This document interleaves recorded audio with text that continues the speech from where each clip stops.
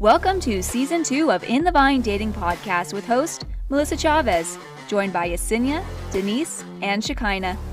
This season, we'll be discussing different topics such as premarital intercourse, soul ties, and the importance of servanthood.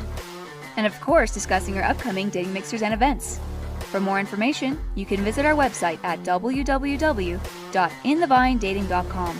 And if you enjoyed today's episode, don't forget to show your support and like, share, and subscribe. Hi, everybody. Welcome to In the Vine Dating Podcast. It's your host, and we have a full table today. Yay! The gang's all here. I'm not gonna lie. For a moment there, I was like, should I set this one out? You know, like make it a thing. But me hice la rogada with myself. Okay, all right. Sorry, she's already. Here we go. It took 2 seconds, and you're already hitting her. Yeah. I'm sorry, Yessie. It's okay. I'll be back in another 2 episodes. She was not on workers' comp. That's why she took the time off to let her shoulder heal. Yeah, I was bruised. It was purple. I love them. Okay, so here with me I have Yessie. Shekinah. Denise. and we have a good one for you today. So as you know, we didn't do a traditional, I guess, for lack of a better term, episode for Who's in the Vine. And so the reason for that is because we have so much to unpack, I think, from the previous interviews.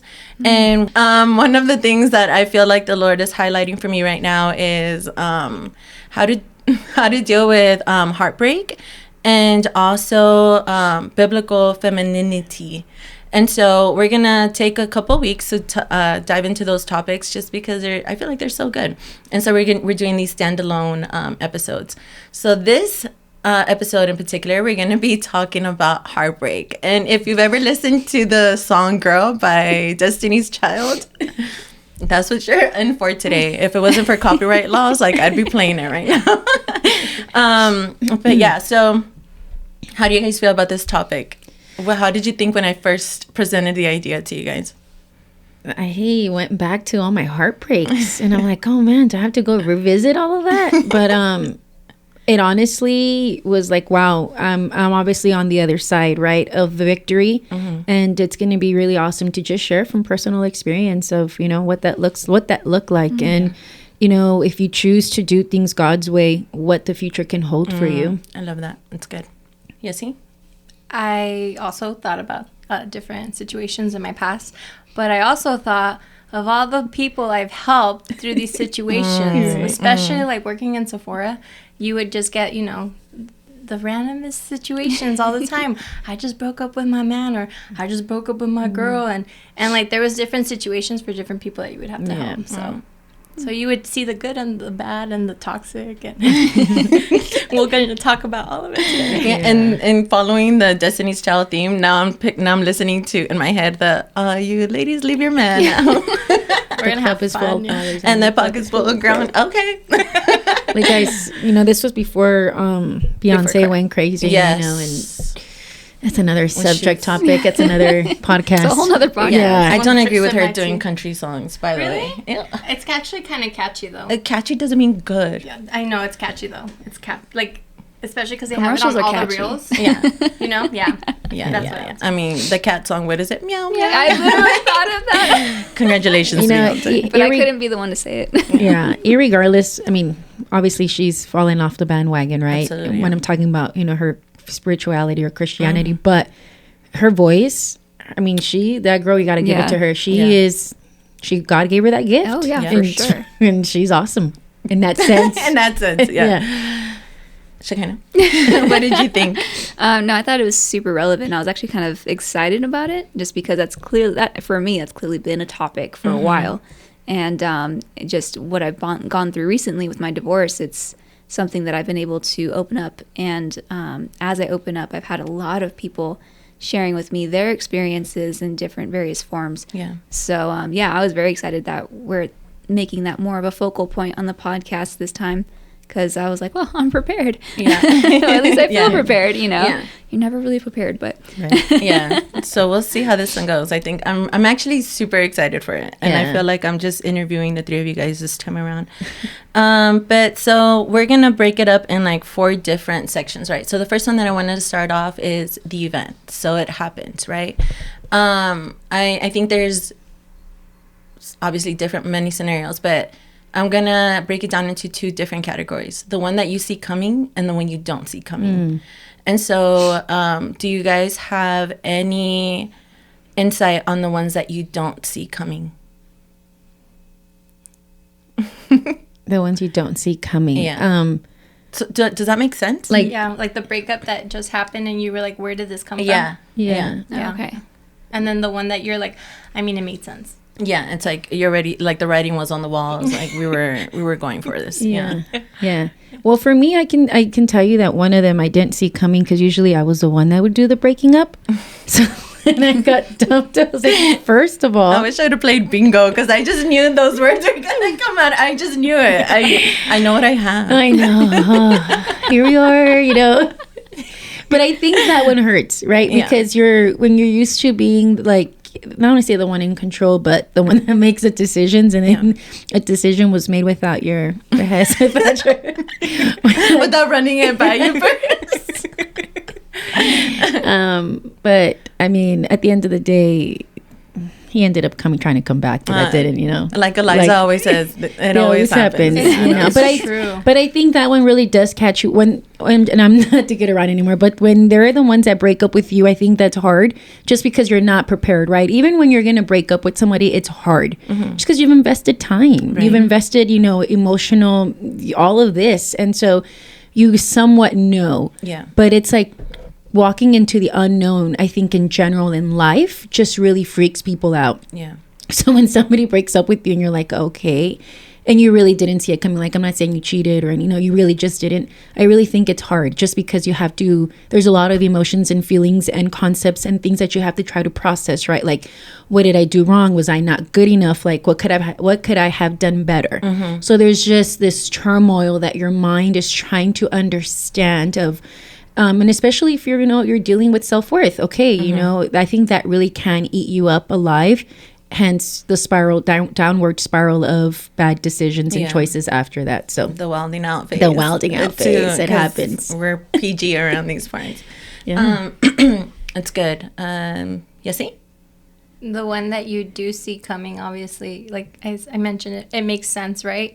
But it still hurts you. Yeah. Yeah. And you're still like, oh. And then I think it's kind of like, I mean, with both situations, and I can say this for myself, it's like when you do experience heartbreak, it's like a suffocation, like, and I know that's like when your demons are like intertwined. Oh, wow. No, you're going way in there. If you're really talking about self-deliverance, right? But Right. if we're not talking about that, just the initial feeling is like you don't have a breath, like you can't breathe, like you're trying to catch your grasp, you're trying to attain something, Yeah. and you just want anything, Yeah. you know, and everything, and then you try your best to like, maybe I should reach out and say you forgot this, or That or just toxicity, you know, there's just these things of how can I get this person back, even though you know you deserve better. Yeah. You know, Yeah. isn't it crazy that Yeah. you initially go through those withdrawals? Yeah. That's a good way to put it. Withdrawals. Withdrawals, Yeah. yeah, Yeah. that's good. That's exactly it. That's good. No, I ditto. Agree. Definitely. Because here's the thing: your heart's entwined when you're in a relationship with anybody, even if it's just a friendship. Your heart's entwined with that Yeah. person. And so I've had my heart broken from a friendship level. I've had my heart broken from a dating level. Yeah. And even the ones that like I remember, I was hanging out with. I was dating a guy, but I called it hanging out. I didn't love put the this time story. on dating. We're not going into that story, but. It's not our proudest moment. It's not my proudest Are we not? I want to hear. It was a toxic friend zone type situation. What we talked about in the past, and but I knew he wasn't the right guy, but we got along, and so I hung out with him. Right, we were dating, but I never put the title dating on it, and I was so convinced that if I was aware that this wasn't going to work out, then by the time I knew it wouldn't work out, I would be fine because I had prepared myself for that. obviously that didn't work out. I was heartbroken. I was devastated, even though it went exactly in my head. Everything went according to plan. We were going to hang out until, we decided not to hang out anymore, until we started dating other people, and it went precisely how it mapped out in my head, which is rare for that to happen, but precisely how it mapped out in my head is how it happened. Right. And when he started dating somebody else, though, I was devastated, and I was so heartbroken. Even though I was like, this is never gonna work out, I was still devastated, and I was so confused as to why I was devastated. And I remember telling my roommates, Ashley and Melissa, I was like telling them about the situation, and they were like, I don't know how to feel bad for you right now. But I was compassionate. Oh yeah, they were compassionate. No, yeah, you absolutely, you were there for me. But it was just one of those like we're all kind of in that scenario of like, you were wrong, but we still know it hurt. Yeah. So, but yeah, it's just, the thing is, a heart's a fragile thing. Ultimately, the moral of that story is your heart is a very fragile thing. Don't gamble it. Yeah. Don't throw it out there. And don't think that just because you prepared for the hurt doesn't mean it's not still going to hurt. Yeah. And it can really affect you in ways that you didn't plan for. That's good. Don't gamble your heart. Y'all are just dropping bars today. You can say it, dropping bars. It's your word. It's okay. It can be our word. Before we move on, I just want to say, Shekinah, that shirt just brings out your eyes flawlessly. Yeah. Dude, Yessie came here and adjusted the lighting, and I went to take that selfie earlier, and I was just like, dang, my eyes look good. Yeah, that's your color. Okay. Denim. That's what she said. She wants to buy more denim. I need to buy more denim. Yeah. Okay. Poppin'. Those are all. Thanks. Thank you, by the way. Pop off, sis. Okay, moving on. Okay, so the ones that you can see and the ones that you do see, right? So either way, whatever happens, whatever the way that you have to encounter that heartbreak, like obviously it sucks, right? In one way or another. And I like how Denise said that either if you're the one doing the breaking up or the one receiving the breakup, like either way it is in one way or another, like hurtful. So now I want to ask, what initial reactions, right? Because so you encounter the heartbreak, and at first I think you encounter confusion, right? You're just like, what in the world is happening? Even if I think if the writing was on the wall, because you're, again, like you guys are saying, like you planted, you invested in all these things, and now you're just like, what's going on, right? And so yes, he brought up a point, right? Like where your demons are intertwined or whatever. Like, and that's what we've been talking about when it comes to like the soul ties. And so I don't know, like it's so hard, getting over somebody after you've had like that sexual intimacy. How much, like, and that's why I'm so grateful to the Lord every time, right? Because it's like, Lord, like, can you imagine that added layer of like, having to disconnect those things, and you've experienced intimacy with the person in that way, and so that's tough. But so what are some good tips that you guys have when it comes to initial reactions? One, understanding what emotion you're feeling and where it's coming from. I know you mentioned confusion, but with me, I think my first initial reaction was anger. And with that anger, BC, like I became very vengeful, and I was like, well, screw you and your mom, like watch what I'm about to do. And I knew at that point that as women we are very influential, and we carry a lot of power, which is why the enemy tries to bring confusion and all these other things so that it can be distorted. So I think, and how many times don't you want to do things out of spite? Oh my God. BC, come on. Petty. Yeah. Come on. Even now. Yeah. Let's be honest. Yeah. So I think, honestly, just being honest with ourselves. Okay, I'm feeling this type of way because I'm hurt. Yeah. Because I'm angry. And I think that step one is really assessing like what you're feeling and where it's coming from. And having somebody hold you accountable, because if you don't have somebody speaking positivity or helping you understand the clarity or perspective of the situation, you're gonna go out there and be dumb. Yeah. Period. No, I agree, and I think being a Christian is a total added like different layer of accountability, right? Like we've mentioned it on the podcast before, and but I think Shekinah might have I think you may have an opposing opinion on this. And the reason for that is because, so as I mentioned in the podcast before, is the way that I keep my heart from getting bitter is, for praying for that person, right? Like continually praying. And I'm not saying like these like heartfelt prayers, but just blessing, right? But I think there comes a point where the Lord is like, all right, you need to, and it's in the Bible, right? Where the Lord is like, why are you continuing to pray for this? Like, because even Samuel with Saul was so sad that Saul wasn't doing the things that he needed to do.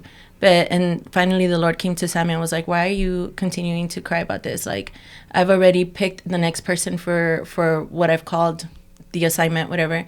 He's like, so you need to move on. Mm-hmm. And so that to me is like, okay, like how do you balance those things out, right? Like, how do you have the discernment for that? Like, what do you think? No, I do agree. And that's even something that again, I had to deal with, because the reason I think, at least for me, that even when you see it coming type of thing that still hurts you, like in the situation I just shared, like I saw it coming. I knew that this relationship was not going to work out. But even when it didn't, I felt heartbroken about that. The reason was because there was still the what if. Mm-hmm. There was the maybe I'm wrong, and investing that time, investing those thoughts, investing your fantasies into what if I'm wrong? And it's the what if scenario. Mm-hmm. And in overcoming that heartbreak, every time I thought of this person, I would pray for him. And I thinking that it was some sort of ritualistic, like, just pray and then let go, pray and let go, pray and let go. After a while, though, the Lord was just like, this isn't working. Because now it just turned into these heartfelt prayers, and it turned into an excuse for me to think of this person. And I'm just praying for him. Now, I'm not saying don't pray for the person that you're heartbroken over. Absolutely pray for them. But it did get to that point where the Lord was like, this person isn't for you. This person, like you knew it from the beginning, and you still gambled your heart. And now you're experiencing the consequence of that. And the Lord had so much compassion and mercy in that situation. But it got to that point where the Lord was like, stop, like move on. And so even it got to that point of when he did come to mind, I didn't even let myself pray for him. I took hold of the fact that he came to mind. I said, okay, bye. Yeah. Bye every time. And it just got to that point where I just said bye every single time that this person came to my mind. It wasn't even a point of prayer, and not because he didn't deserve prayer, right. But because it was for me and the protection of my heart. Of you're not going to use my name in vain, and you're not going to use my name as an excuse to continue to press into the thoughts and ideas of this person. Yeah, like you're not really praying for this person.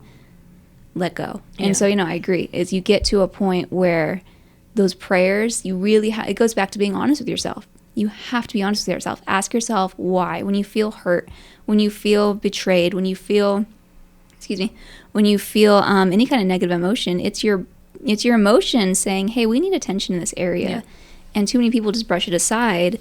But when you are brought awareness of those negative emotions, and you have those negative feelings and those negative thoughts, that's a time where you take that thought, dissect it, as Dr. Carolyn Leaf would say, is you dissect each thought. Yeah. You identify why are you here, and then you let it heal. You need to squeeze out all the junk, And so I had to take those thoughts of why was I thinking of this person. I never sat down and really thought of those emotions of why I was so dependent on the idea of this person being with me, knowing that they weren't the right person.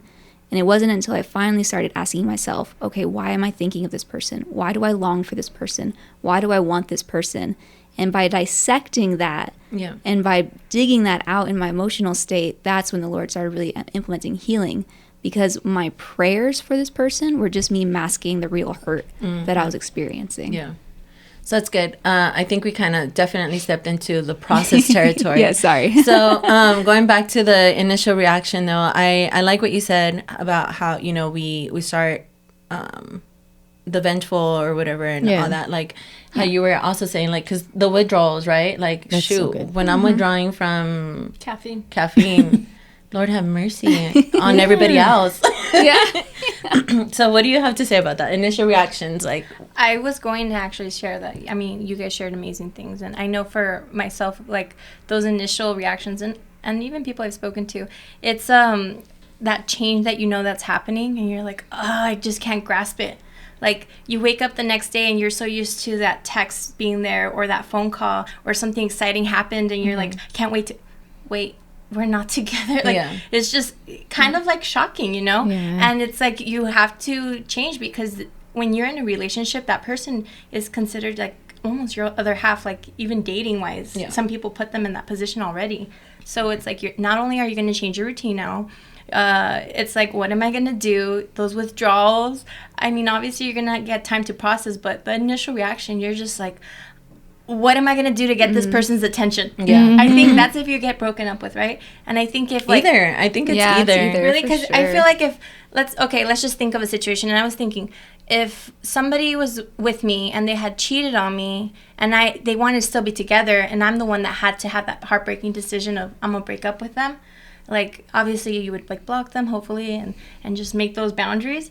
And they would be the ones that are trying to get your attention. That's how I would see it. And you would just be like, no, I don't want anything to do with them. I mean, but I think it also depends on just the person and their relationship and their history. Because it's those demons, you know, you're so intertwined. It's just like love makes you do crazy things when you're in love, you know, when you're I would say dating lust. Or lust. Yeah, I would say lust. Yeah. When you're just infatuated over this person, you're doing the craziest things, right? You act a fool. And then when you break up, you realize you act a fool in a different way. Yeah. You know? Yeah, the reason I wanted to clarify this because lust will make you become like compulsive, like obsessed, right? Where you'll do anything to try to gain that person's attention and when it's not healthy. Love would understand boundaries and love people through those boundaries. And let them go if you need to. That makes sense. Yeah, like, okay, because I love you and if it's meant to be, like, you'll come back, but I'm going to respect the boundaries that you're placing. If it's going to take the time to heal or whatever that looks like, I'm going to respect that. I think love respects. But lust is infatuation. It becomes just this compulsive, obsessive, toxic disorder. So I think that's a good way too, because I know that some of our listeners, you know, are not all Christian, right? So it's I think imperative that we do a distinction between lust and love in relationships and even through breakups and what that looks like. I'm glad you said that. So do you think that it could start out one way and then shift? Absolutely. Right? 'Cause Absolutely. I feel like there could be like a genuine connection, and then all of a sudden, because I mean, rejection, that itself will make you do some crazy things as well, right? And so I think there can be that regression where it's like, you know, it started out healthy and great, and all of a sudden, like, one of you experiences rejection, and all of a sudden it's like, who are you? Like, because those are unhealed wounds. Yeah. So, you know, what there is done in darkness is going to come out to light. Absolutely. So if that was not dealt with and you just try to masquerade it with this pretense of love, then that foundation was not really love, though. That is really good. You know what I mean? Yeah. So it was already faulty ground. Yeah, it was already faulty ground. It's good. Okay, so moving on. All right. Anything else you guys would like to add about the initial reaction? I think so we're talking about crazy stuff. What about depression? Like, it's like my initial reaction to heartbreak oftentimes is denial. This isn't even happening. It's like, so I compartmentalize, which in some cases can be a blessing, and in some ways not, because I compartmentalize. And so if someone hurts me or I feel like they're against me, my immediate reaction is denial. That's not happening. And I can just, you know, la la la, we're good. Creepers. That's how you get stalkers. I was just gonna say, but it's not like you still reach out like, hey babe, and then you're like, no. Right? Yeah, so there's not just that. making It's just sure. denial of like, it's denial that there's a problem. So like it's you know, I get my heart broken. My initial response is, okay, that's fine. And I convince myself that it's fine. And I'm okay. And I just, I keep going on through life like everything's good and peachy. And then, you know, but like anything else, it's funny, Dr. Carolyn Leaf, I know I mentioned her before, but in regards to overcoming my heartbreak and what I went through, she was a very helpful tool. And her book was a very helpful tool. So I'm going to reference her a few times. But she just posted about how, you know, people always say time heals all wounds. And she goes, that is not true. And she goes, time does not heal all wounds, because even in the case of getting physically hurt, time alone is not going to heal that wound. In fact, time can make it worse if you don't tend to it. It's the tending of those wounds. It's the time utilized in a specific way that will heal the wounds. And so for me, I would essentially, putting it in a physical term, I would get a huge gash on my arm and I'd be like, it's fine, and go on living my life until it got to the point where it was so infected, it was so worse, it was so marred, it was so scarred, that I had to pay attention to it and I couldn't ignore it any longer. And so that was a really unhealthy thing to do. And I had experienced so much betrayal, so much lies prior to my experience, my divorce, that it's weird to say that by the time that I got divorced, I handled it in a completely different way, because I recognize I have a huge gash on my arm and I need to tend to it right away, because denial clearly is not helping me. Yeah. But yeah, that's essentially the answer. The answer to that question is denial is typically what would have been my normal response to things. I love that you said that. And I was waiting for the right time to say this, and I think you touched on it. Part of like the initial process is, I was going to say, allow yourself to feel, because in order to heal, you need to feel. Yeah. And if you don't allow yourself to feel, is when you start making bad decisions to try to cover up those feelings or that hurt. Yeah. But if you actually just sit down and allow yourself to feel it, like, I know it's going to suck, but if you do it in a controlled environment, and what I mean by that is like in your room, like, or with somebody, hearing you out, then you're not going to try to go and fill that pain or that void with drugs, alcohol, partying. I'm going to go, lust, sleeping around, because you're trying to masquerade it. But if you allow yourself to feel, then you're being honest. Yeah. Dive into those emotions, into those memories. I think one of the tools that I used that was the most helpful was one of the practices I would do is you would have to write out that memory. Write it out in as much detail as you possibly can. Go back, read it. Let yourself feel it, whatever emotions, and then edit it, change it, whatever. You let yourself do that twice. Any more than that, you're just diving too much into it. But what you're doing is you're taking that and you're renewing it into something better, into something healthier. Not changing it, not lying to yourself, but looking at it from another perspective that's going to be more healing to you. But what you're doing is, as the scriptures say, you're renewing your mind. You can't renew your mind if you don't take hold of your thoughts. Yeah. You don't take every thought captive. So, again, it just goes back to when you feel a prick, like, play dumb with me for a second. You feel a prick on your arm. What's your immediate reaction? Ow. Ow, exactly. But like, what do? You're going to look at your arm. You're going to see. You're identifying the why. Is there a pain in my arm? And in identifying the why, you now have the how of how to take care of it and how to heal from it. Most people feel these pricks in their emotions or triggers, as it's a common term, but they feel a prick in their emotions and they immediately go, oh, ignore that, just move on. When reality of it is there's something there that's trying to get your attention and that needs your attention. And if you keep ignoring it, whatever is trying to get your attention is just going to grow, it's going to fester, and it's just going to get worse. I agree with that 100%, and I love that you guys are touching on that, because one thing that I've discovered about myself is, I've never liked being that kind of girl that, like the going back and forth. To me, that's always been like, so, I don't know, like high school. Yeah. And so with me, like, no matter how much, and this was me before, okay, because now I'm completely different because life happens. Yes. But in the past, like, what I would do is I'm like, all right, well, if it's cut off, like, it's cut off. Like, there's no reason for us to continue talking. There's no reason for any of that.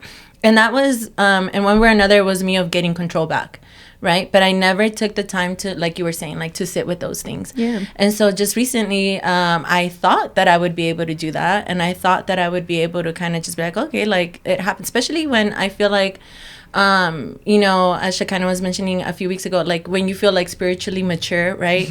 You're like, oh, I don't need to go through that. Like, you understand that it's, probably for the better. You understand that it wasn't good. You understand whatever the case may be. Like, you understand. Yeah. Like, your mind is there. But in your heart, like, what does the word says? Your heart is deceitful above all things. Like, guard your heart, for everything you do comes from it. And so I was like, no, but I was having trouble connecting the emotion to my mind, because my mind was like, this is stupid, but my emotion was very much going through a real thing. Yeah. And so then finally I was like, okay, yeah, this is stupid, but what's happening in my heart is also very real. And so I need to sit with this and I need to process this. And so I'm still learning to go through that, I should say. But as soon as I decided to be honest with myself, as you were saying, was a moment that I've begun like to feel a little bit more peace, right? Because the reaction to a heartbreak is a lot more of a mirror of what's going on inside of you than what's going on with the other person. Yes. Yeah. I think oftentimes we try to project, right? Project what's going on with us and our emotions. Well, that person's doing this and they're doing that, or they moved on, whatever the case may be. Okay, but you're responding because there's something with you. Like, yeah, they may be acting shady, they may be acting stupid, or they may be just living their life, because if you broke up with them, then they're giving you what you want. But at the end of the day, like, if you're responding how you're responding, it's like, you need to take care of that. And I know that for girls that are, you know, like, aka strong, independent, it's hard to accept those things, right? And it's hard to accept not so much as defeat, but I think, like, you know, accepting that maybe, okay, this was not what I thought it would become, or, you know, maybe whatever the case may be, I don't know, to you it's going to be different. But I think coming to terms with that can be very humbling, because you're like, well, I never thought that I would be this person, you know. But coming to terms with that and understanding that you're human, and the words of Selena Gomez, the heart wants what it wants. Okay. Anyway, so yeah, I think that's really important what you said, because it's hard to keep up that facade, I think. Yeah. And the number one person that we're great to lie to is ourselves. Yeah. Right? So then when we're by ourselves, all of a sudden we can get distracted. We can Yeah. get these things, and you're just like, oh no, like, I'm fine. But the thing about intimacy and about ever getting into a place of intimacy with anybody is that first you have to allow, as A-Rob says, intimacy, right? And so you have to allow the Lord to look into those broken parts of you, so that he can highlight, okay, this is what's happening here. Like, you're afraid of rejection here, like, or you're struggling with fear here, you're dealing with anger here.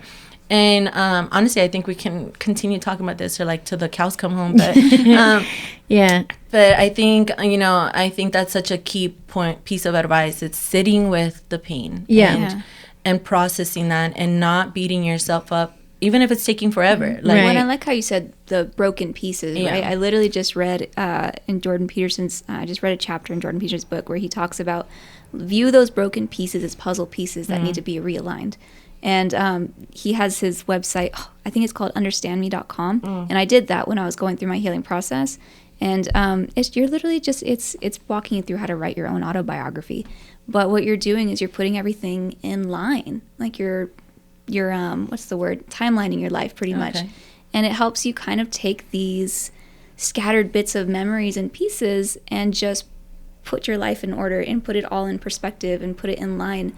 And I thought that was so helpful for me, because there's a lot of broken pieces. When you experience a heartbreak, or you experience multiple traumas especially, or you're just growing up and you're maturing through life, things go missing, things get forgotten. But sometimes bringing those things to remembrance, you can go, oh, that's why I feel this way when this happens. Oh, that's why I do this. And it can just be something so small that can affect you in such a profound way, of just finding that broken piece and putting it back together like a puzzle piece. Yeah. And I thought that was just really helpful for me personally. It was just those journaling. That's why, like, when you journal, try to remember it in the order that it happened and as much detail as it can. It doesn't even have to necessarily be journaling if you don't like writing. Another helpful one is recording your voice. That's a helpful, like, speaking it out loud. Yeah. I would, at times, if I was like just not feeling like writing, and I didn't wish to have a writer's cramp today, I would record myself and then just listen back to it. But ultimately, the attempt there is really just taking those forgotten pieces, or those, oh, I didn't think about that, or those things that I didn't think that affected you, and just kind of putting it back in order, you know? It's good. I think it's all really good that you guys shared that. And especially because if you don't deal with these things, right, like you said, with time, we think it's going to help, but it doesn't unless you tend to it. Yeah. But you how do I say this? It will come out in your next relationship too. Yes. I've been on a date, you guys. And I remember this guy was really handsome, right? Handsome. Really handsome. He checkmarked, like, you know, like, oh, he has to be a firefighter, you know, like all these good things, right? But tell me why our first date, he kept talking about his ex-girlfriend. Heck nah, bro. And he kept saying, like, you know, you're so different than her because you're nice. And I'm like, I'm sure she was nice too. But he'll be like, you know, she cheated on me, and, you know, like, trauma dump. And if you don't deal with those emotions, especially like if somebody breaks your heart, cheats on you, anything, you're going to have trust issues in your next relationship if you don't deal with it now.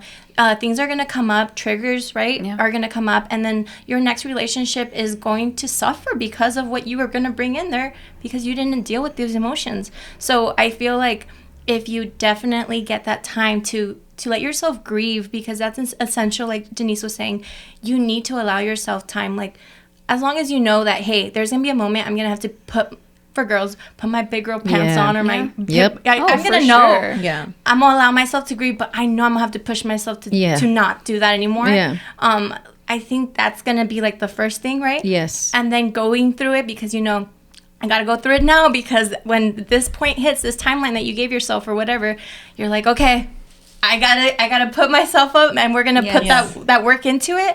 I think that's gonna be really where you're gonna see the difference, the process go through. But I know the process is different for everybody, especially if people don't know that they're supposed to go through these steps. Yeah. They just don't know. They're just going with life. No, this is not something that's taught regularly. It's not something that you're shown regularly. And I think the key thing is the key thing to remember is you have to go through it, not live in it. Yeah. There is another side, and that's what you're attempting to get through. Or so yes, jump into the next relationship. Exactly. Yeah. Like you have to push through those negative emotions. You have to feel them. You have to let yourself recognize the reality that this happened, and now it's time to move on. And I think too many people either ignore it completely, so they're still stuck on that other side. I always imagine it as like there's a big forest in front of you, and you have to make the decision to go through that forest to get to the other side through the next clearing. Too many people stay on one side of that forest and they're stuck. And then too many people get lost in the forest, meaning they're living in that emotional state and they're too overwhelmed and they just, that's it, I'm done, I'm sitting here, I'm never moving again. But the key thing to remember is to move forward. Move through it. There is light on the other side. Yeah. And that's there's always hope. And I just want to make sure that I even clarify, because when I say, we definitely have to feel, but I also want to make sure that we do things God's way, right? And that means hold your thoughts captive. Yes. Know who you are in Christ. I love how you said it. I love what you said, Yessie. It's like, don't stay in that place of victim. I'm summarizing it, don't stay in that place of victimhood. And while we always are going to have to work on ourselves, I also know that there's that other side of psychology that always is, I'm too busy to do this, or I can't go here, or I can't do that because I'm still working on me. So when you get to the point of working on yourself and it's still a lot about me, there's a problem. Right. You know what I mean? So there has to be that healthy balance of, yes, I am working on myself, but there is like a bigger picture. You know what I mean? I want to get healed. I want to get whole, but so I can be a better member for society. Yeah. Because I think that sometimes even with psychology, we get so caught up on our own soul realm that we don't become functioning members of society. Yeah. And I think there has to be that healthy balance of, I got screwed over, I'm heartbroken, I need a timeout, right? Like I want to put my kids on a timeout, whatever.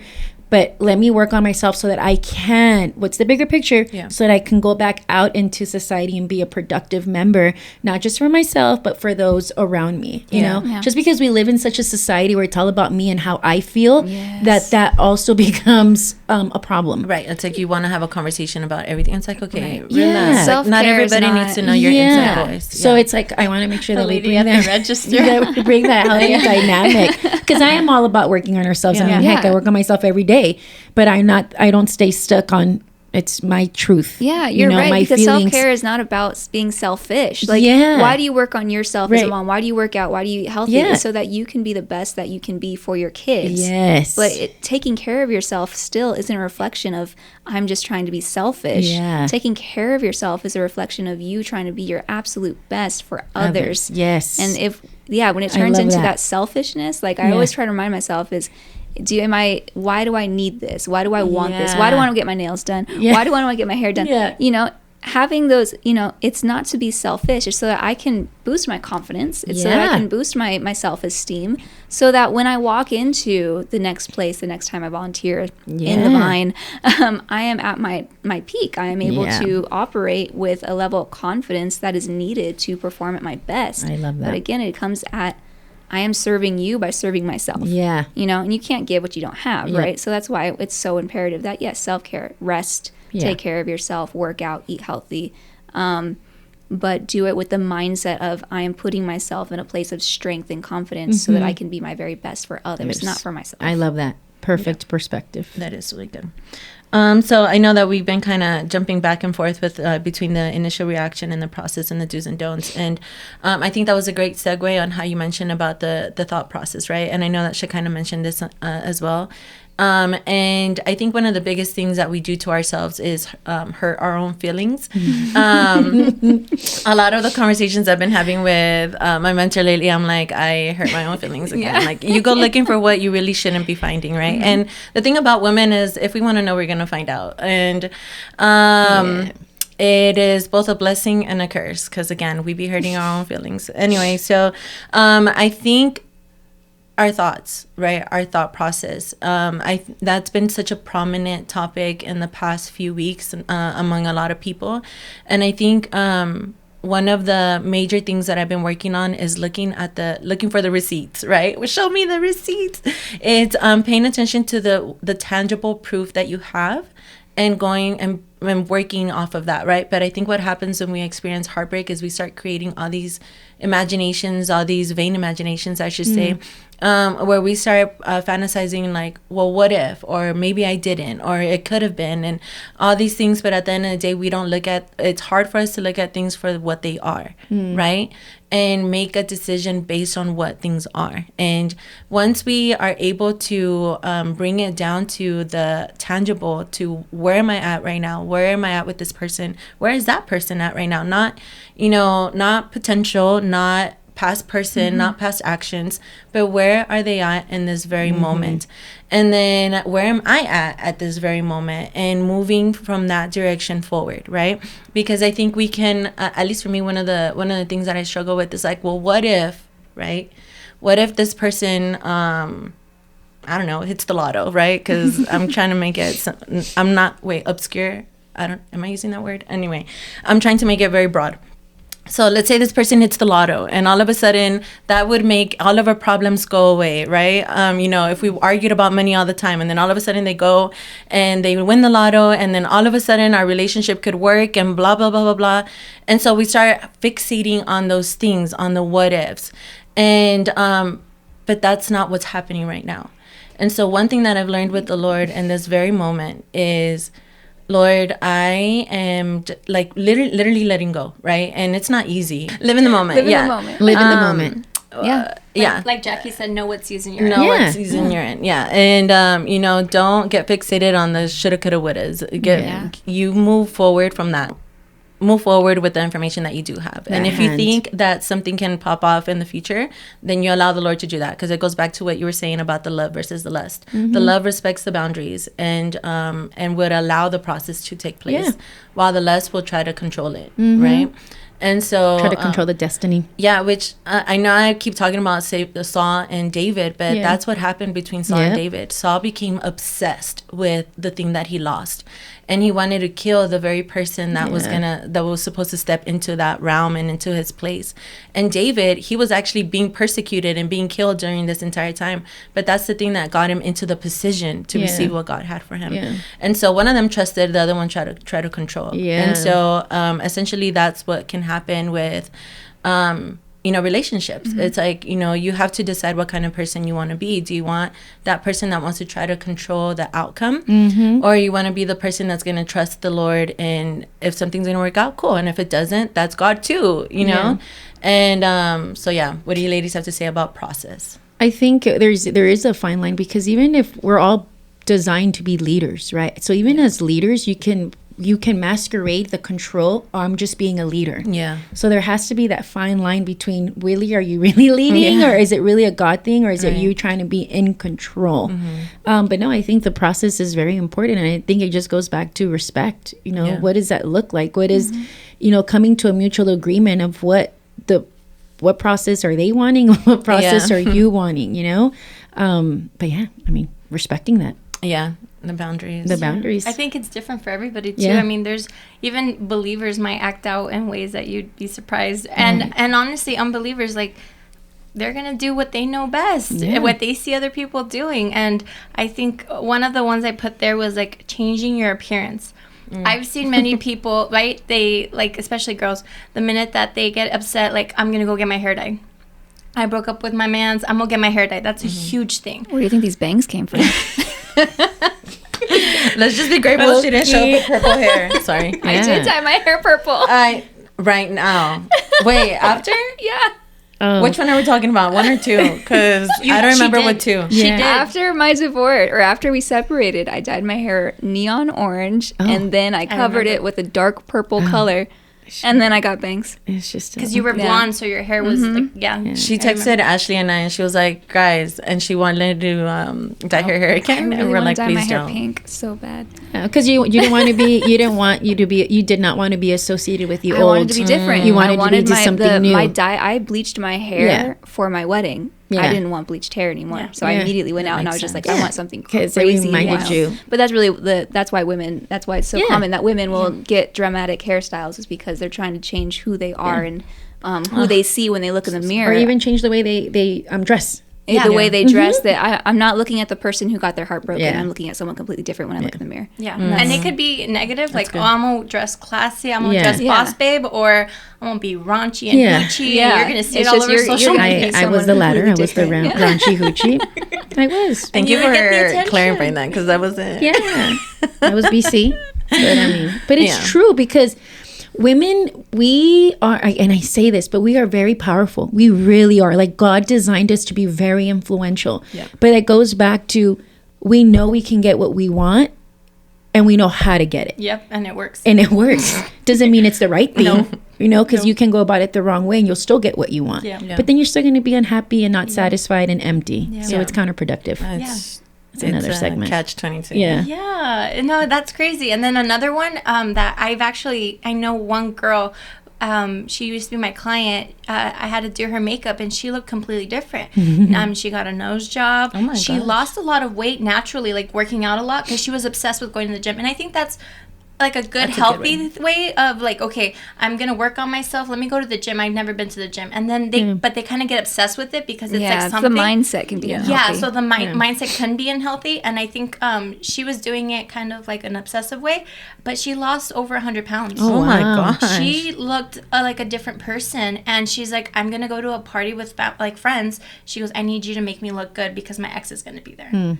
And I'm like, okay, girl, but I gotta do my job. Yeah. But as we're talking, I'm like, like, he hasn't given me any attention. I haven't put myself out there at all. But like, I'm working on myself, and I don't want him, but I want him to see like what he missed out on.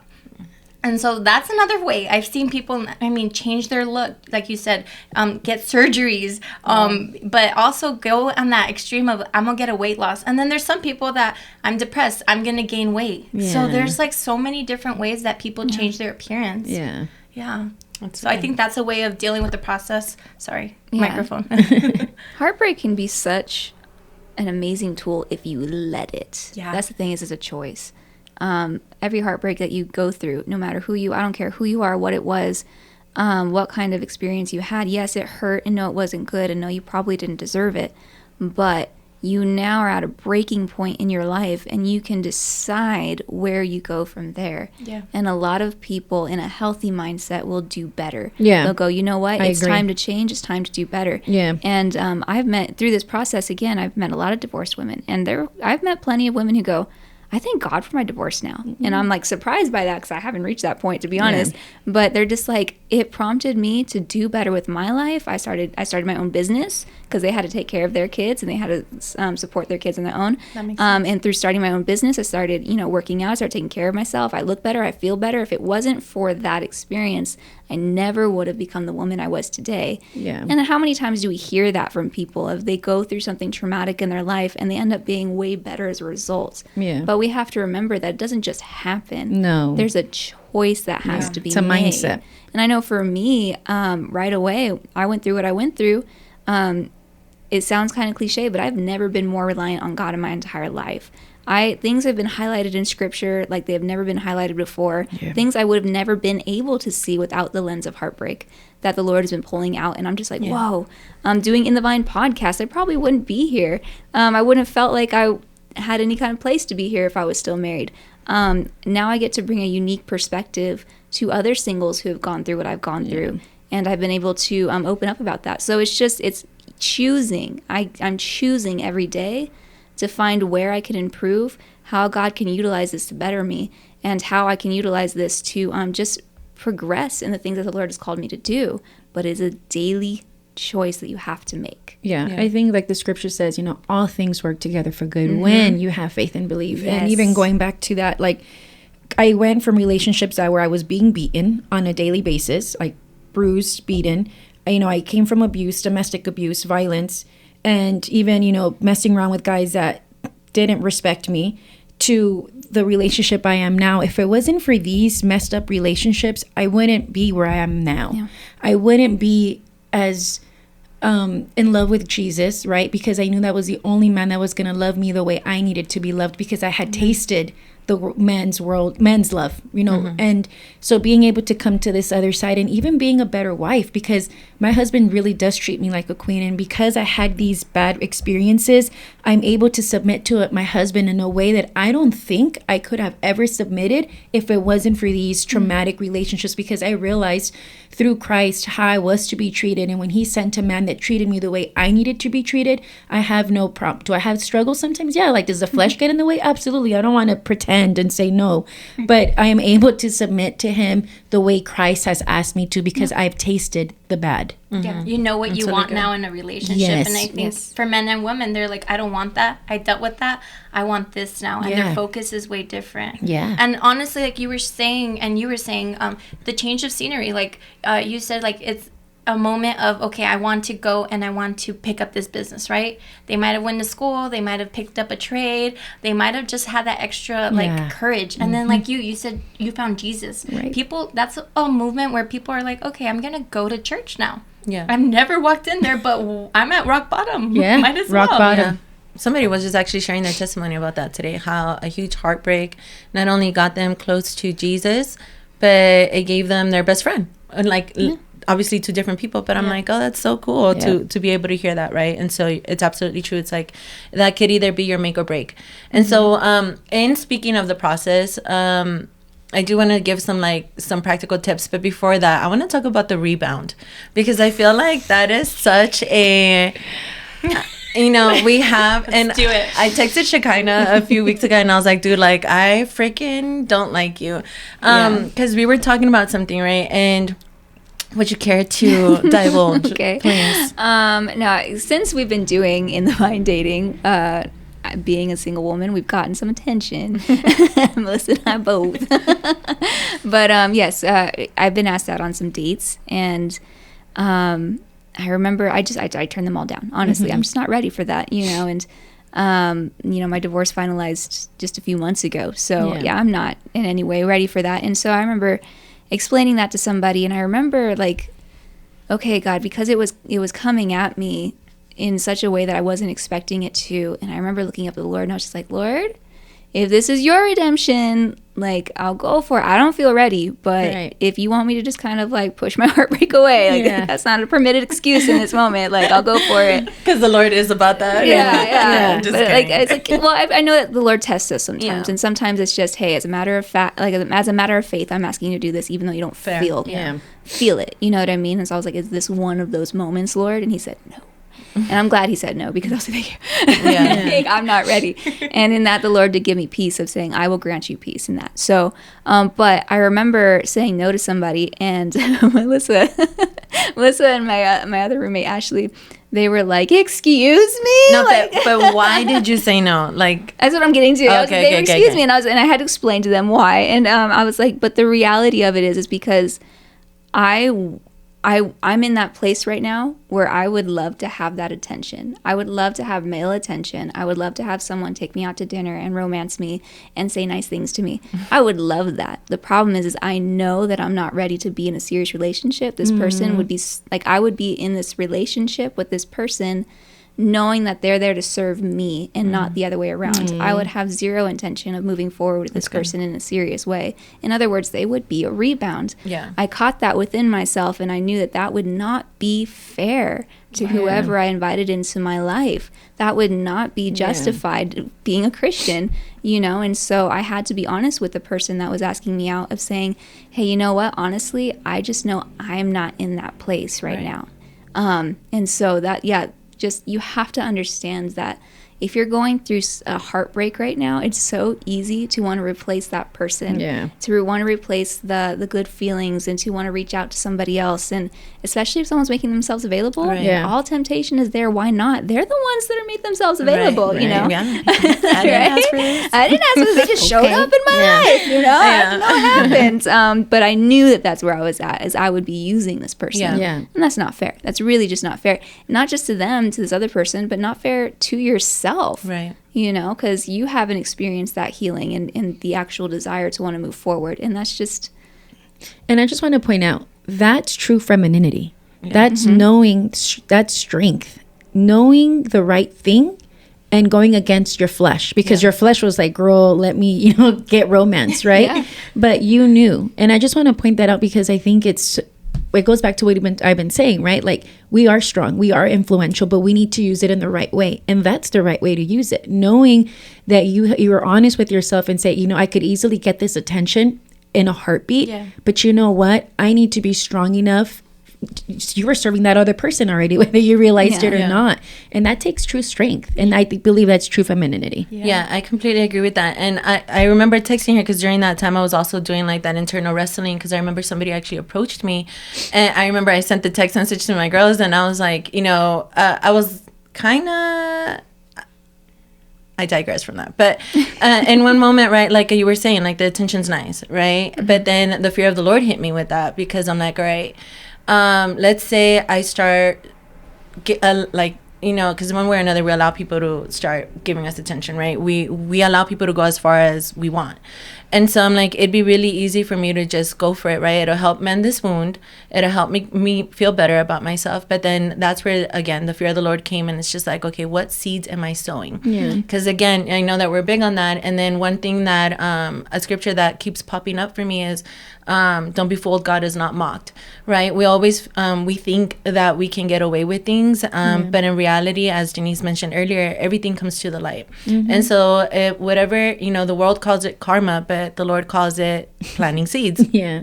And so, I think there is such a huge temptation to fall into that rebound, especially when, the fear of, well, what if they find somebody?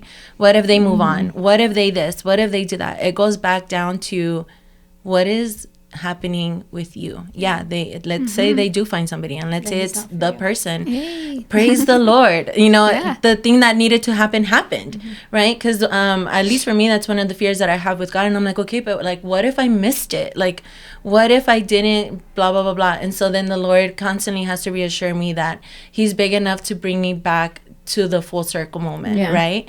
And I think that's one of the things that, at least for me, like, that's one of the things that hits deep, where it's just like, dude, like, I'm so afraid of missing it, right? Yeah. And that was my prayer, essentially, of, Lord, is this an opportunity that I shouldn't miss? Yeah. Or the You know what I counterfeit. mean? Yeah, exactly. And I was like, here's this Freaking counterfeit. here I am getting asked out by different men, like, what if I miss my opportunity with one of them? What if one of them is the one, And so that was where the Lord was just like, you need to chill. But I will give you peace. But yeah, there is that fear of like, I should say yes, even if I'm not ready, even if I know that I'm not, like, I should say yes because I can at least keep this person in my back pocket until I am, And that goes back to that toxic friendship zone that you start to enter into. You just need to trust the Lord. You need to let go, and the Lord will lead you to the right person. And if this other person does find a different person and move on from you, praise the Lord that they did, and praise God for that. And that's just further confirmation that they weren't the one for you. Mm-hmm. Yeah, I want to tell you that sounds like a lot of maturity, Shekinah, but also that I'm sure that gentleman wants you more. Legit. because men want what they can't have. because They like to hunt. Oh, this woman knows exactly what she wants. I'll wait for her. Yeah. I'm just saying. I agree, Yessie. I'm just saying, Stop. how guys obviously know what they want, and some of them love those, strong. She knows who she is in Christ, like. And I'm talking about Christian men. She knows who she is in Christ and everything. Like, that just looks more attractive to me. I'm just saying, ladies, so this is working for you guys. Yeah. Keep it up. We need to say no more. Listen, men are hunters. Yes. They love to hunt. They love a challenge. Yeah. What That's is my it, Tupac? husband. I don't want it if it's too easy. Yeah. What? Okay. Somebody asked Jordan Peterson, like a dating question of, how do you know you're developing a healthy relationship? I don't remember exactly the question, but he told the women, he's like, women need to learn to say no as often as they can. Yeah. Not to be malevolent, not to be, manipulative, but in areas where it's appropriate, say no as often as you can in a relationship. And I thought that was so amazing because I was just like, isn't it true that like men will pursue a woman? And if you want to know that you're really going out with a man, is he going to continue to pursue you? One, respect your boundaries. Yeah. Because if you say no and he's still like, we're not saying don't date a guy that doesn't respect your boundaries by any means. But you're going to really learn about, and I think this goes for both ways, men and women, but if you can say no to another person with confidence and you can establish those boundaries, how they respond is really going to help you determine whether or not you're in a good relationship or a healthy relationship and moving forward in a healthy relationship. I love that. All right, so we're just gonna, before we end it with the breakthrough, one of us, well, not one of us, each of us are gonna have the opportunity to give one practical tip on moving on or dealing with the heartbreak. So I'll start with Moving on or dealing with the heartbreak. I feel like you have one. Oh, well, I would say that obviously we talked about the grieving, giving yourself time to grieve, but coming back and uplifting yourself is a huge one. Do what it takes. I mean, not only are you going to dive into community, into church, see where you're needed, because a lot of people even volunteer at shelters because, like what you shared earlier, is to work on yourself. It's not all about me. Sometimes you learn about yourself and your emotions when you give it to others. Yeah. So serving others and just, I would say go get your nails done, go get your hair done, and guys, go to the gym, go lift, go spend some bro time, go shooting, like go do whatever makes you feel confident in yourself and be a better person for tomorrow. That's good. That's really good. Super good. I'm snapping. Shaquina? Just one? Just one, Just Shekinah. one. I know. I can break it down. Let's see. I think a key thing for going through that process, sit with it. Schedule time to just sit with it. For me, it's in my car oftentimes. But if you feel, like I said, there's that emotional prick, if there's something that triggers you, a negative, even if it seems small, oftentimes you're going to find that it goes much deeper and much bigger than you realize when you just sit with it. And so obviously don't, if you're at a party, if you're in a setting where it's not appropriate, I'm not saying be that emotional trauma dumping person. That's not healthy either.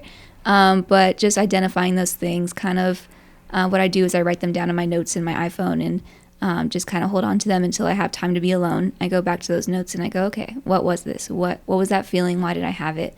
And I just sit with it and I remember it and I let myself deal with it. Oftentimes it results in me bawling my eyes out in my car and just praying and utilizing that time to just give it to the Lord and say, help me renew this, help me forgive, and help me let go. That's good. But just, sit with it. Just schedule time regularly in your week to just sit with those emotions and really dig in them. That's good. Yeah. I already said it, but I didn't think I'd be quoting Frozen, but it's here we are. It's feel, don't conceal. And do it God's way. From somebody who's lived both lives, God's way was the only way. Yeah, that's good. And so he's the best restorer. Yeah, absolutely. Because I'm the host, I'm gonna do two. The first one, though, you guys all touched on it in one way or another, is the community. For me, even Shekinah has mentioned this when she was going through the whole divorce thing. It's, you have to be careful with who you open up to. Yeah. But also, from the person that's going through it, make sure that you're wise in the people that you talk to, right? Because you can have those yes people that are like, yeah, girl, go ahead and do that. Or yeah, man, go ahead and do wild out, whatever. But you need to have those people that are going to allow you to vent, call you out on your crap, and also help you when you need to be picked up. And so it's really important to be surrounded by those kind of people. And last but not least is don't feed it more than it needs to be fed. Yeah. You know, for example, I'm a huge music person, right? So I can find a song for every occasion. And so, you know, I can find all the songs and I can do all the things. But what you're saying, like, especially if you're repeating a song over and over again, you need to understand that that's essentially a chant, right? You're chanting those words. If you're chanting that I'm heartbroken, you're chanting that you'll never find another person. Like, those are literally chants, and you're creating the world around you, which is making it harder than it needs to be. I'm not saying go and play freaking Happy by Pharrell, like, don't do that. But at the end of the day, like, if and I know that you know, it's silly, but at the end of the day, like, if you sit with it and then you're constantly feeding that depression or that heartbreak, you're gonna stay in that place longer than you need to be. And so I remember A-Rob quoted a thing once. There was a study done that addiction is easy to break. What's hard to break is the emotional attachment. Because you go through the withdrawals within days. But the emotional part, that part is the one that lingers. And that's the part that we have the most control over. And so, you know, sit with that. Don't feed it more than it needs to be fed. Make sure that you make the decision, you know, today is the day that I'm going to start. You know, if you need to listen to the heartbreak songs, okay, today I'm only going to listen to the one, right? And I think that itself will really allow you to move on faster. And I know that maybe that's not what you want to hear, because I think heartbreak allows us to feel connected to the person in one way or another. But in order to be able to fully let go of something, you need to cut those ties. And that prompts a question for me. For those, so what advice would you give to people who have a friend or someone in their life going through a heartbreaking situation or a serious loss? What advice would you give to them in showing them or giving them advice on how to approach that person, if that makes sense? I think it depends on the phase. And, you know, if it's something that just recently happened, the last thing that you need to say is what they could have done different. Thankfully, I have people that are discerning around me that, you know, allow me to vent and allow me to talk about it and allow me to say it and allow me to go through the process. And then when it's time, it's like, okay, this could have been done differently. Because it comes out of a place of love, right? Because they don't want you to repeat the cycle. And then also it's, I think being patient, you know, if it's anything that I've learned about life is humility, because even though you've never been in a position, it doesn't mean that you won't be in that position.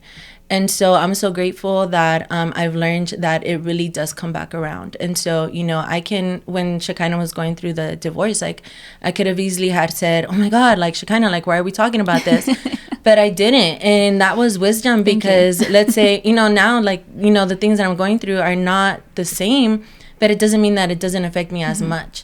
Right. And so, or in a emotional way or whatever. And so I'm just so grateful because I planted those seeds. And now that's the harvest that I'm receiving back, that my friend is patient with me. But at the end of the day, she doesn't let me sit in that moment. Right. Like, because at some point she's like, right, okay, let's move forward, you know?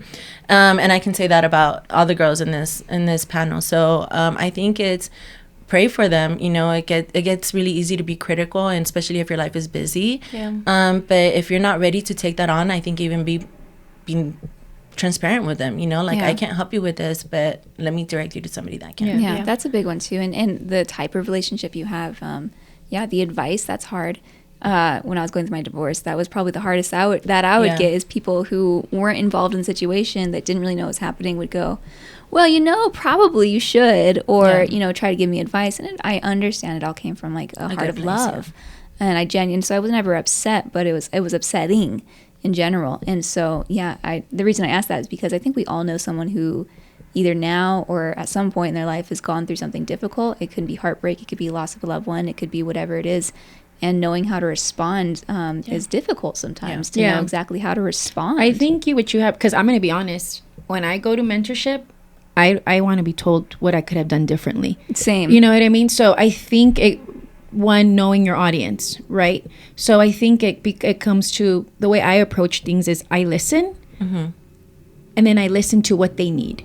Because everybody's needs are different. Like, I hear you don't want to be told what you could have done differently. When you deal with different personalities that are like fixers or very like type A or whatever, they want to know, like, okay, what could have I done differently? And then they want to grieve And then, you know what I mean? So I Right. think it's very different for everybody. But I think if you take the time to listen and know what that person needs at that time, Exactly, then yeah. that helps. Yeah. Yeah, because you know, when it first happens, like, you know, I go to peeling Yeah. too, because I don't want to be in that cycle again, Right. right? But it's that where it's just like, okay, this is what's happening. Yeah, it sucks. Yeah. And then the next one, it's like, all right, this is what could have been done. Yeah. You That's know why what I like, mean? you went to So- your mentors. You went to Yeah. somebody Yeah. that you highly trusted, and someone Yeah. who has someone who already has a say so in your life. Yeah. Obviously, it makes sense that in a situation like that, they're going to have a say so in your life. It just goes back to, am I in this person's life enough to have a say so? Right. Recognizing where I'm at in this person's relationship. Somebody that I see once a week on Sundays is probably not the person. Right. When you it's not somebody that I have much of an authority to go give advice to, even though I feel like I know what to do and how to Yeah. make them feel better. Yeah. You know, like one, that's prideful to think that, but I think that sometimes you see someone going through a difficult situation, you think, well, if they would just, if they would just do this, but who am I to say that in their life? I'm not involved. I'm not on a relationship level with them to go up and share that. But you're right. Just identifying and Melissa's really good at that. When I was complaining, I would complain about something and she would immediately go, what do you need from me right now? That's usually my response. Is like, I don't know how to and respond I love at this it. moment. Yeah, and I love that. That's a What great do you question. need from me right now? And Yeah. I think that's just it. So like, even if someone experiences a loss, like they lose their husband to death or whatever, I think one of the best things that you can do in situations like that from anybody is, I'm here if you need me. Yeah. And leave it at that. Don't assume. Don't assume. Yeah, I'm here. Whatever you need me for, I'm here for it. Yeah. And then you step back and let them Yeah. decide. Yeah. I was gonna say, yeah, everyone grieves differently, Mm-hmm. and as a friend, just knowing, like, even if, like you mentioned, the scenario of somebody losing their husband, like, what if that person comes around and she's all smiles? We don't know, you know. You don't maybe know, yeah. and you're like, maybe she's not sad, you know. Maybe, you know, why isn't she crying? Like, sometimes people have this expectation from their own experiences, like, on others, and you have to understand, like, everyone grieves differently. They're not going to grieve the way that you would in that situation. And so, like, knowing, like, okay, what do they need from you? Being honest as Yeah. a friend, I think, is huge. But also knowing, like, okay, I'm not going to validate your victim mindset forever. Right. Right. Yeah. For sure. That's key, So too. it's always That's like time and place. Yeah. Yeah, For for sure. sure. Some good stuff. Yeah. Yeah. Here we are. And there's you know that, I don't know who's the singer, but it's like Another ay, ay, song? ay, como me duele. Como me duele. No, it's like this ranchera. Where she's like, yeah. she's singing from like the depths of her being. It's probably Jenny. That's what I keep picturing. I was just thinking when you're talking about it, like, don't Oh, no listen to way. those songs. I was like, dang, I can't listen to Jenny anymore. I can't. You can't send.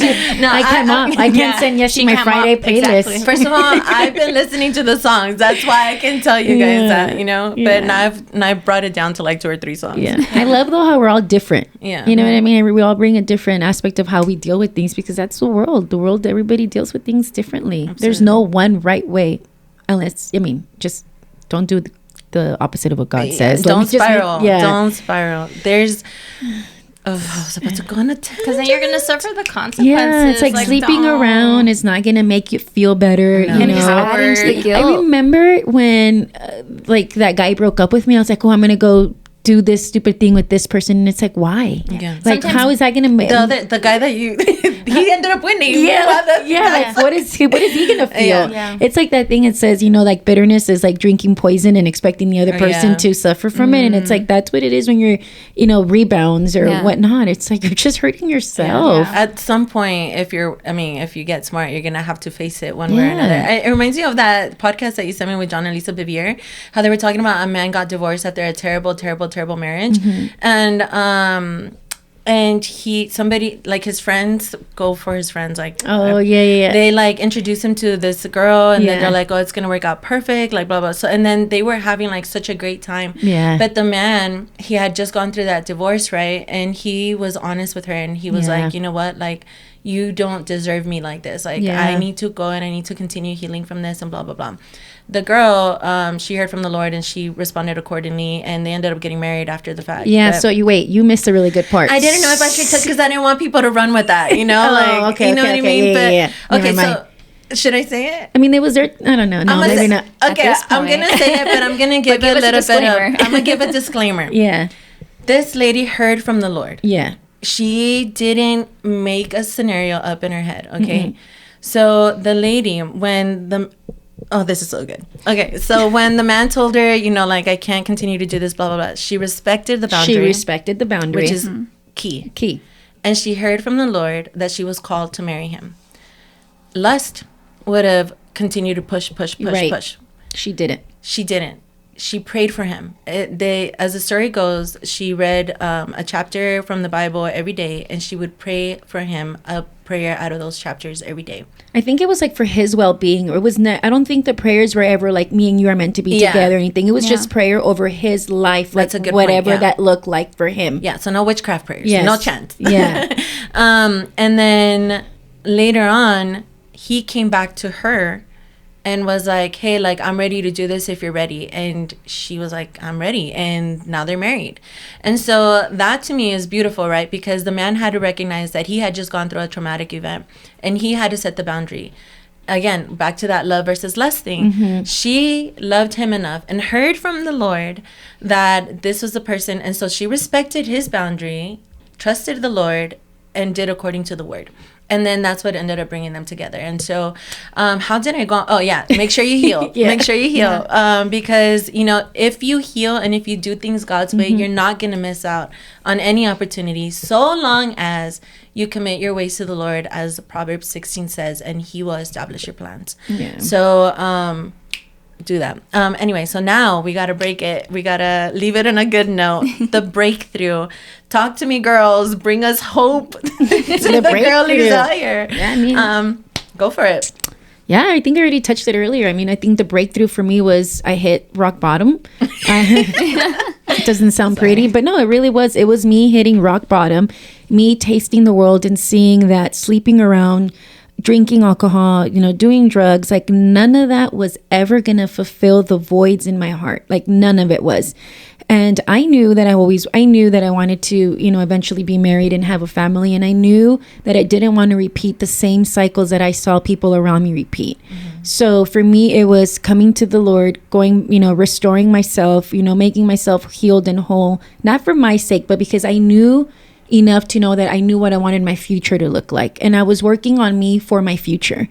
I could see the future Denise, and I wanted that future Denise to be healed and whole, because once I came out of darkness, I had vision.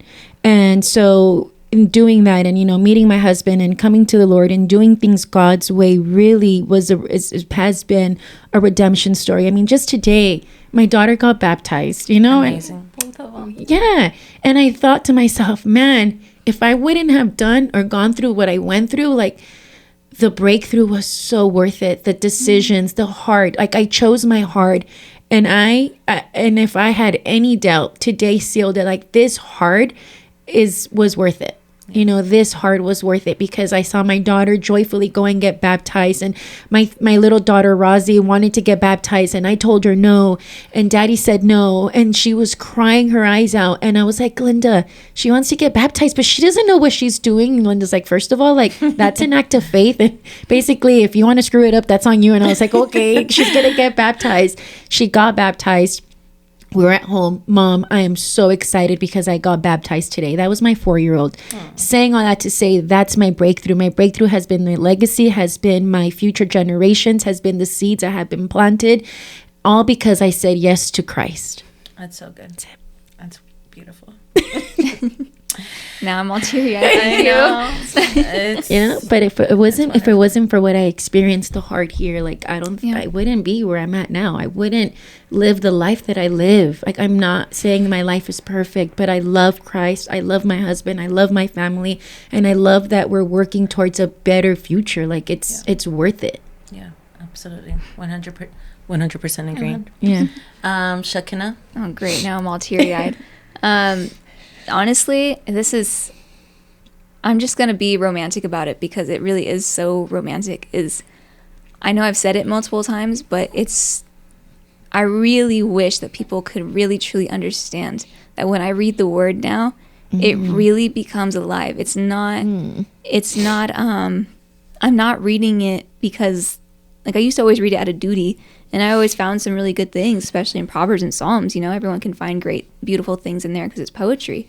But when I read the word now, I just read Jeremiah and I'm reading Ezekiel right now, and that's like, how do you find beauty in that when it's literally the Lord sharing how upset he is with Israel and their idolatry, and that's it's literally breaking down the governmental structural level of all the things that they did wrong, right? And how am I reading these scriptures and crying my eyes out going, but God, you were so angry because you loved them so much. And reading that and seeing how beautiful that is, and how God loved his people so much that he wasn't putting them through what they had gone through because he hated them. He was putting them through that because he loved them so much, and his anger was based out of that love because he knew that they were deserving of more. That's his bride. And so going through my divorce and being so upset with my husband and everything he did, I remember crying out to the Lord at one point. Still something that I cry out to, and the Lord gives me the same answer every time, is Lord, make me hate him. I just want to hate him, because if I hate him, it'll be easier. I will be happy that my marriage is over, and I'll be happy that he's out doing whatever he's like. I won't care. And the Lord is like, no. And he has me open up scripture, and he takes that same feeling and goes, now you know how I felt with my bride, because I was angry with her because I loved her. And he goes, the same way that you feel angry with your husband because you still love him. And I still love him. And I'm concerned about the things that he's doing, is the way that I felt towards my bride, and the way that I feel towards my bride is that I'm not letting you let go of this love. Because, and yes, it's that love that feels that righteous anger, because you have every right to be angry, but it's in love, and I'm not going to let you hate this person because I'm not a God of hate. And so it's so strange to say that when I read the word and it becomes that alive to me, and God speaks to me on a deeper level now, and I've been hearing the things from the Lord on a deeper level than I ever have before, that could not have happened without my divorce, without me going through, and I'm still going through it. I know that I am, but the fact that I'm here already in such a short amount of time just shows how intentional God is with everything that happens in our life, that he really does turn it all the way around for good if we let him. And that's the key thing. We have to let him. We have to surrender and go, okay, God, this didn't work out according to my plan. Let's let you take the reins. And when he did, and it was beautiful, and it's still beautiful. And I know a lot of people when they read the word, and I always felt like when I read the word, it came alive, and I had this deep connection. I didn't think that I can get any deeper in my knowledge and in my understanding. Well, you tap into a different level of compassion that you've never had before. Yeah, and so when this happened, I was like, whoa, how wrong was I? And I'm glad I was wrong. And I know it sounds strange, but I'm glad that I was wrong, because I'm grateful that this was able to turn into something so beautiful and so profound. And it's still a constant reminder of how God loves my husband too. And there's still change, and there's still redemption for him. And that I can celebrate and be grateful for. Yeah. Oh, my Yessie. Tell us what you're feeling. So just so you guys know, I've been going through a heartbreak myself. I was 12 weeks pregnant, and I lost my child. And so I've been missing these past 2 weeks with you guys because I've been going through the grieving process and all of this. And obviously the miscarriage and just going through it all. So just hearing you guys talking, I've been trying not to, do it, cry. And I'm sorry, you talking about your legacy, it's beautiful. And that's what I was hoping for this child. And so I just want to say that through the heartbreak, I can't wait for the breakthrough because I know it's coming. And everything I said, it was not from breakups, but it's actually what I'm currently going through right now, because this is, I would say, the first real heartbreak in my life, to be honest with you. And the grieving process, knowing that I was hiding under a rock, and I still sometimes can be, and Melissa knows I was trying my best to hide under a rock. And I knew that I had to put my big girl pants on and stop and put an end to it. And there was a song that I would listen, and I sent it to her, and I cry in the car, and I think 2 days ago I put it on just to make sure I didn't cry. And I'm like, okay, I'm not crying anymore. There's a moment of breakthrough, right? And I'm journaling, and I've never journaled in my life, but I knew God told me, like, you're journaling. You're journaling because you need to put paper to what you're feeling, because this is a baby, this is yours. And I didn't get anything tangible. I didn't get a picture. I didn't get anything. I didn't. I just got, Mom, there's no heartbeat. You have to go do blood work, and there you go. And what are you left with, right? At 3 months, you think you're in the clear. You think you go to your ultrasound and you're excited because I've already had a child. I already know what to expect.